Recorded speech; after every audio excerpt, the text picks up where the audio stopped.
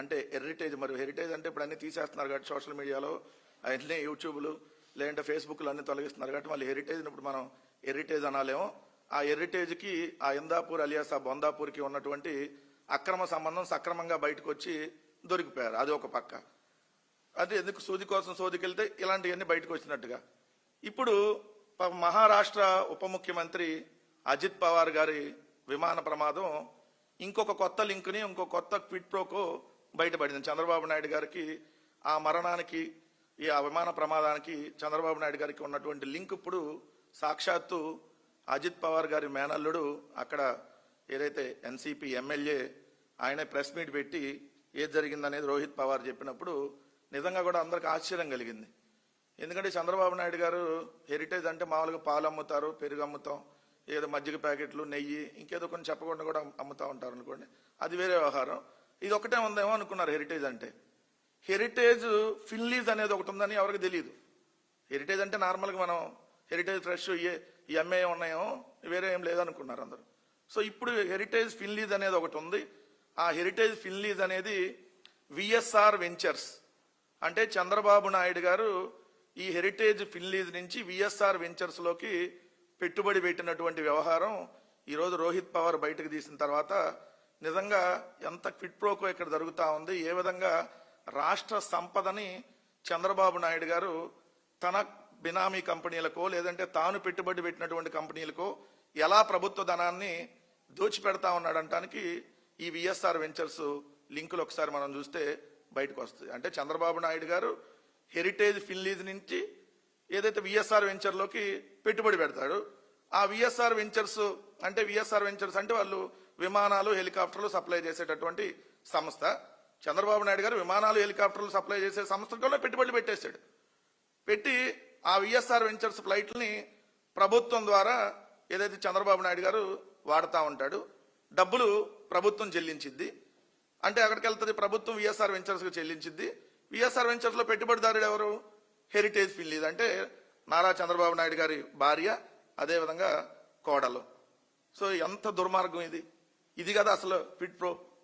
ఎందుకంటే ఇప్పుడు అజిత్ పవార్ గారు బయట పెట్టిన తర్వాత ఈ విఎస్ఆర్ వెంచర్స్ సంబంధించి మొత్తం చూస్తే ఇది చంద్రబాబు నాయుడు గారు, నారా లోకేష్ తిరిగి అన్ని ఫ్లైట్స్ వివరాలు చూడండి మీరు. విఎస్ఆర్ వెంచర్స్ ప్రైవేట్ లిమిటెడ్ ఇక్కడ మీకు చూస్తే డేట్ 18/12/2025 సాయంత్రం 4:30 గంటలకు బయలుదేరాడు చంద్రబాబు నాయుడు గారు విఎస్ఆర్ వెంచర్స్లో. ఎక్కడికి బయలుదేరాడు? గన్నవరం టు ఢిల్లీ.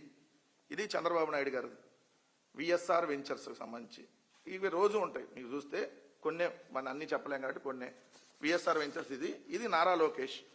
ఎప్పుడు చూడండి 25/1/2026 మొన్న మధ్య ఏదైతే ఎక్కడి నుంచి బేగంపేట టు గన్నవరం నారా లోకేష్ గారు విఎస్ఆర్ వెంచర్స్ సంబంధించి మధ్యాహ్నం 1 గంటకు బయలుదేరాడు బేగంపేట నుంచి, హైదరాబాద్ బేగంపేట నుంచి ఇక్కడ విజయవాడ గన్నవరానికి. 25/1/2026. 21/12/2025 Gannavaram to Begumpet VSR ventures Nara Lokesh, Nara Brahmani గారు, ఇంకా ఇద్దరు ఉన్నారు.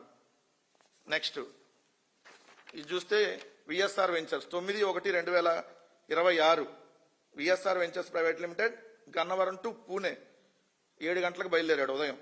ఏది నారా లోకేష్ గారు. మరి పూణేలో ఆహారం చేయడానికి వెళ్ళాడో ఎన్ని మనకు సంబంధం లేదనుకోండి, ఇంకా ఆయన పర్సనల్. సో పూణే. ఇదే చూస్తే దీని లింకులు ఇంకా సీఎం రమేష్ గారు చూడండి, మీకు ఇది కనపడతా ఉంటుంది. సీఎం రమేష్ గారికి సంబంధించి సీఎం రమేష్ గారు ఆయన కొత్త ఫ్లైట్ ఒకటి కొనుక్కొని విఎస్ఆర్ వెంచర్స్లో పెట్టాడు. ఈ విఎస్ఆర్ వెంచర్స్ ద్వారా వాడతారనమాట.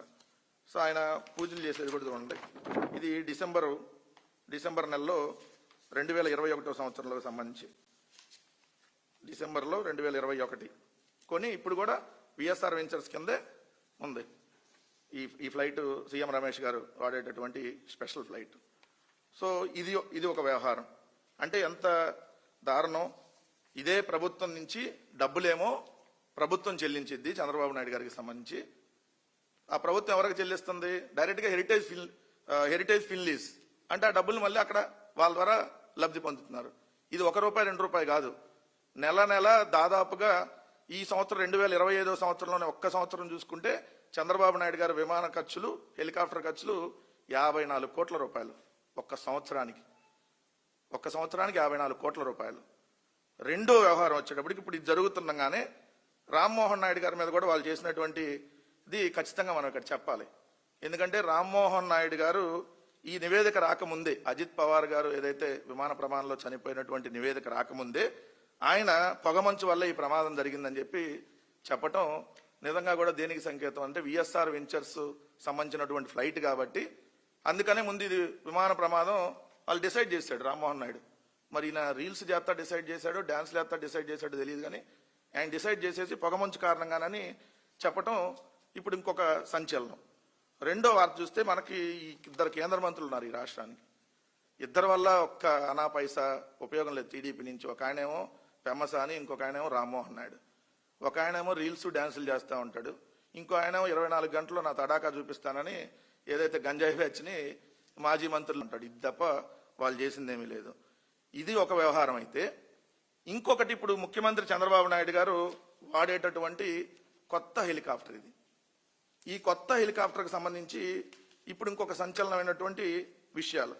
ఎందుకు ఈ కొత్త హెలికాప్టర్ గురించి సంచలన విషయాలంటే, చంద్రబాబు నాయుడు గారు ఇప్పుడు ఆల్రెడీ వాడుతున్నటువంటి హెలికాప్టర్ ఉంది. చంద్రబాబు నాయుడు గారు హెలికాప్టర్ వాడుతున్నాడు, విమానం వాడుతున్నాడు. నారా లోకేష్ గారు విమానం వాడుతున్నాడు, హెలికాప్టర్ వాడుతున్నాడు. పవన్ కళ్యాణ్ గారు విమానం వాడుతున్నాడు, హెలికాప్టర్ వాడుతున్నాడు. ఎంత దారుణం, పొద్దున వెళ్తారు, సాయంత్రం వచ్చేస్తారు. పొద్దున్నే మాదాపూర్లో బయలుదేరుతాడు పవన్ కళ్యాణ్. ఏదైతే మాదాపూర్లో కారు ఎక్కుతాడు, బేగంపేట వస్తాడు, బేగంపేటలో ఏదైతే స్పెషల్ ఫ్లైట్ ఎక్కుతాడు, గన్నవరంలో దిగుతాడు. గన్నవరంలో స్పెషల్ హెలికాప్టర్ రెడీగా ఉంటుంది. మంగళగిరి ఆయన ఆఫీస్కి వెళ్తాడు, మధ్యాహ్నం అక్కడ లంచ్ చేసి సాయంత్రం మళ్ళీ బ్రేక్ఫాస్ట్ ఆయనకి అక్కడికి వెళ్తారు. వీళ్ళు పొద్దునొచ్చి సాయంత్రం. ఇప్పుడు మీరు చూస్తే ఈ 20 నెలల కాలంలో ముఖ్యమంత్రి చంద్రబాబు నాయుడు గారు ఒక 85 నుంచి 90 సార్లకు పైగా, నారా లోకేష్ 90 నుంచి 100 సార్లు పైగా హైదరాబాద్, పవన్ కళ్యాణ్ అయితే లెక్కే లేదు, పొద్దునొచ్చి సాయంత్రం వెళ్ళటమే కదా. ఇవన్నీ ప్రభుత్వమే చెల్లిస్తా ఉన్నటువంటిది ఒకటి. రెండోది, ఈ హెలికాప్టర్ గురించి ఇప్పుడు ఎందుకు డిస్కస్ చేయాల్సి వస్తుందంటే, 172 కోట్లు పెట్టి చిప్సన్ యావియేషన్ నుంచి ఇది Mercedes Benz Airbus H160, Mercedes Benz Airbus H160 ఒక విదేశీ కంపెనీ చేత కొనిపించారు. ట్రాన్సాక్షన్ అంతా అక్కడే జరిగింది. ఈ విదేశీ కంపెనీలో టీడీపీ నాయకుడి చేత 172 కోట్లు అక్కడ పెట్టుబడి పెట్టించేసి దాన్ని ఇప్పుడు చంద్రబాబు నాయుడు గారు అంటే ప్రభుత్వం అద్దె చెల్లించింది. అంటే ప్రభుత్వం డైరెక్ట్ గా కొనుగోలు చేయకుండా అద్దెకు తీసుకుంటారు. డబ్బులేమో చంద్రబాబు నాయుడు గారికి సంబంధించి తెలుగుదేశం వ్యక్తి చేత పెట్టిస్తారు. పెట్టించేసి దాన్ని రెంట్కి తీసుకుంటున్నట్టుగా ఇప్పుడు రెంట్ పే చేస్తారు.